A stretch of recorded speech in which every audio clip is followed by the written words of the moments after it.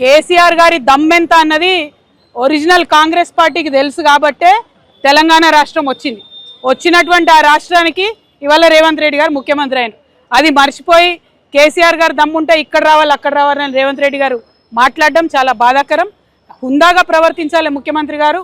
అదేవిధంగా తెలంగాణ ప్రజలందరికీ తెలుసు కేసీఆర్ గారు ఆయన కళలో కూడా తెలంగాణకు నష్టం చేయడు. ఆ నీళ్లు కావచ్చు, నిధులు కావచ్చు, ఇంకోటి కావచ్చు, ఏదైనా కావచ్చు, ఏ విషయంలో అయినా కేసీఆర్ గారు కళలో కూడా తెలంగాణకు నష్టం చేయరు. ఆ విషయం తెలంగాణ ప్రజలకు తెలుసు.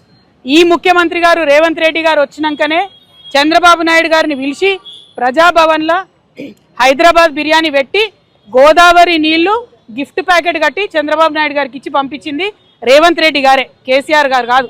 2016లో ముఖ్యమంత్రి గారు చెప్పినట్టుగా ఆనాడు పోలవరం బనకచెర్ల ప్రాజెక్టు విషయమే లేదు, రాలేదు. కేసీఆర్ గారు ఎక్కడ సంతకాలు పెట్టలేదు. ఆ విషయం తెలిసి కూడా అబద్ధాలు ఆడడం ముఖ్యమంత్రి గారికి అలవాటైంది. అబద్ధాలు ఆడడం మానుకోండి.